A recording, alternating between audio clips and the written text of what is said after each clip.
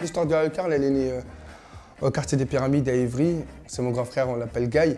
Il tire et il parvient à mettre le ballon dans la petite fenêtre. À côté de ça, on a vu qu'il y avait énormément de valeurs qui prenaient autour de la lucarne. On a vu que ça fédérait énormément, que c'était multigénérationnel, intergénérationnel, pardon. On a vu qu'il y avait des personnes de tout âge qui s'y prêtaient au jeu. On a vu aussi que des personnes qui ne pouvaient pas passer une heure ensemble pouvaient passer toute une après-midi autour de l'unique fenêtre.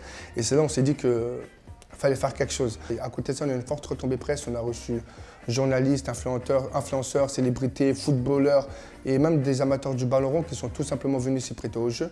On a eu des footballeurs comme Néné, l'ancien joueur du PSG.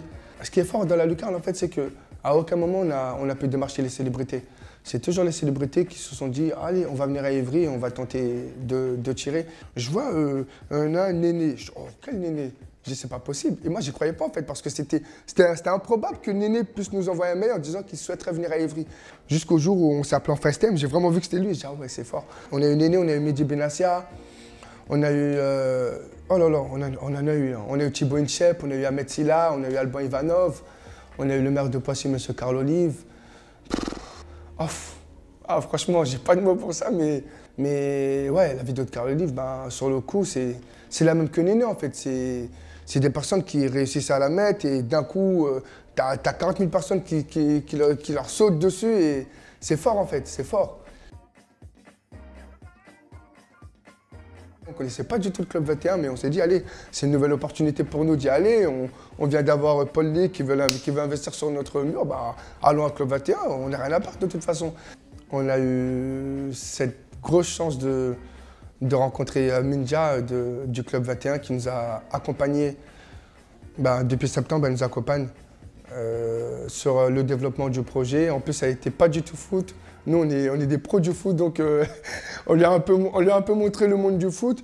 Je vous dis la vérité, au début, quand on mettait les vidéos sur les réseaux, on avait de la chance que les vidéos puissent faire du buzz. Mais elle nous a vraiment expliqué, il y avait des heures à mettre, il y avait des jours à mettre, il fallait voir les algorithmes, les dièses, les tags. Nous, on ne connaissait pas tout ça, donc ça nous a aussi permis à nous de bien acquérir ces compétences-là sur les réseaux sociaux. Et voilà, on a pu aussi démarcher les partenaires qui nous ont suivis sur le projet de la tournée, comme Adidas, Century 21, RMC. On a eu 34 étapes dans toute la France.